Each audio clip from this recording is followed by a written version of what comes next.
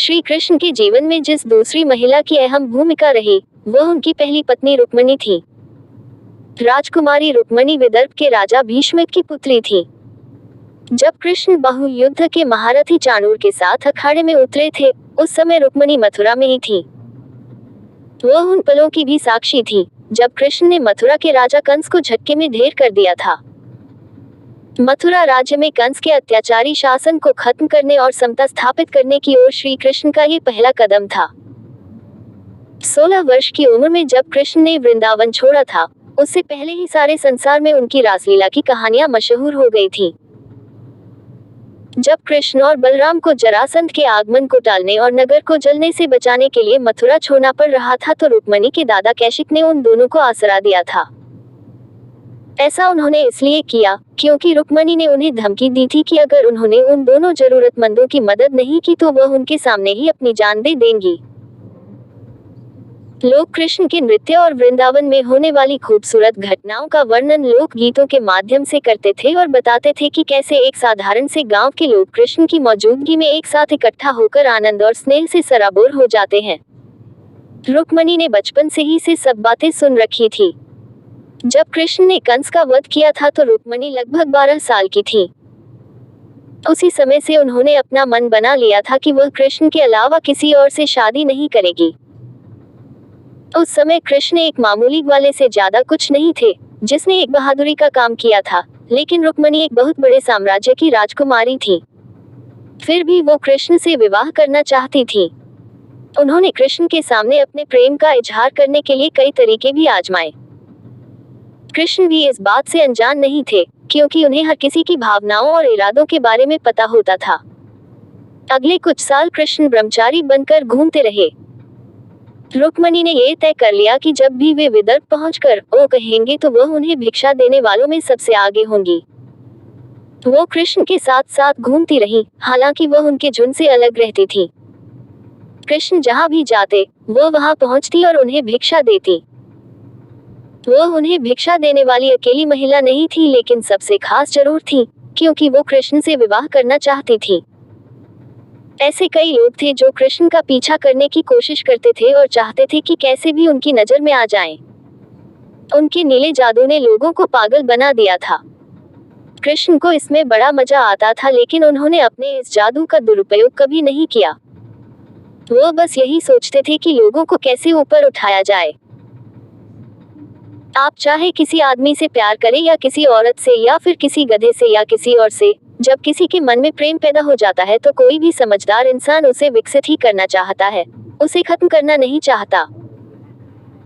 संभव है कि किसी तरह की भावनात्मक विवशता के चलते वह अपने प्यार की दिशा मोड़ने की कोशिश करे, लेकिन उसे खत्म कभी नहीं करना चाहेगा। इसी तरह कृष्ण भी अपने इस नीले जादू को जारी रखते थे। वे लोगों को प्रेम करने के लिए प्रेरित तो करते थे, लेकिन साथ ही यह कोशिश भी करते थे कि लोग उस प्यार को एक सही दिशा दे सके जिससे वह उनके लिए लाभकारी हो सके। वह ये नहीं चाहते थे कि लोगों के मन में निराशा और ईर्ष्या आए कि वे उन्हें पा नहीं सके। उनके जीवन में न जाने कितनी ही ऐसी स्थितियां आईं, जब उन्होंने एक स्त्री के स्नेह को ज्यादा सकारात्मक और उपयोगी बनाने के लिए उसे दूसरी दिशा देने की कोशिश की, ताकि वह अपने प्रेम को मात्र एक शारीरिक इच्छा न समझे और खुद को एक उच्च संभावना में रूपांतरित कर सके। उनकी इस कोशिश का एक उदाहरण राजकुमारी रुक्मिणी भी थी। जब भी रुक्मिणी को किसी त्योहार या किसी उत्सव का बहाना मिलता तो वह कृष्ण की एक झलक पाने और उनसे बात करने की आस में मथुरा पहुंच जाती। कृष्ण ने अपनी ओर उनके इस दृढ़ आकर्षण को महसूस किया था, लेकिन वह उनके इस प्रकार के प्रेम को बढ़ावा नहीं देना चाहते थे।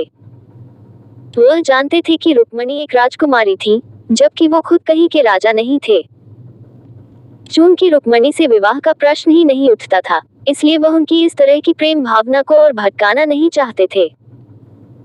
वह हमेशा उनके प्रेम की आग को शांत करने की कोशिश करते थे, लेकिन साथ ही वह उस प्रेम को पूरी तरह कुचलना भी नहीं चाहते थे।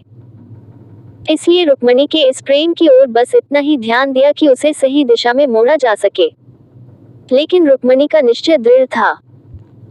जब कृष्ण के मित्र उद्धव विदर्भ आए तो रुक्मिणी ने अपना निर्णय उन्हें बताते हुए कहा, चाहे जो हो जाए, मैं केवल कृष्ण से ही विवाह करूंगी। अगर उन्होंने मुझसे शादी करने से मना किया तो मैं आग में कूदकर जान दे दूंगी। तो उधर रुक्मणी का भाई रुक्मी उनकी शादी चेदी के राजा शिशुपाल से कराना चाहता था, क्योंकि यह एक बहुत अच्छी संधि होती। रुक्मी की महत्वाकांक्षाएं बहुत बढ़ चुकी थीं।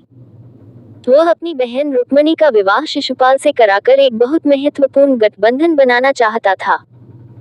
खुद वह राजा जरासंध की पोती से विवाह करना चाहता था।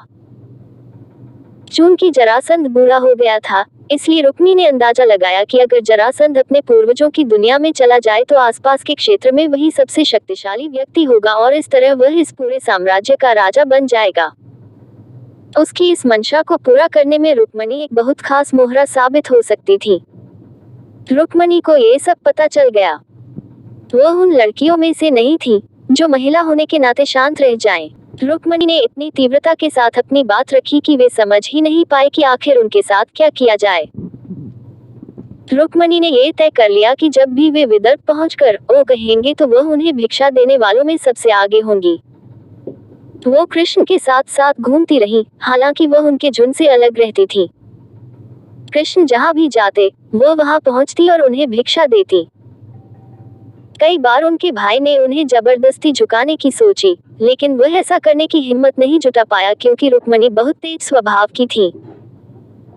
विदर्भ से लौटकर उद्धव ने कृष्ण को बताया कि रुक्मणी केवल आपसे ही विवाह करने की जिद पर अड़ी हुई है और अगर ऐसा नहीं हुआ तो वह खुद को खत्म कर लेंगी। उद्धव की यह बात सुनकर कृष्ण मुस्कुराए और बोले, मैंने न जाने कितनी ही राजकुमारियों को यही कहते सुना है, लेकिन बाद में सबने किसी और से शादी कर ली और अब वे सब खुशी खुशी जी रही हैं। ऐसा कहना लड़कियों के लिए आम बात है, लेकिन बाद में वे सभी अपने लिए योग्य वर से शादी करके उनके साथ आराम से रहने लगती हैं।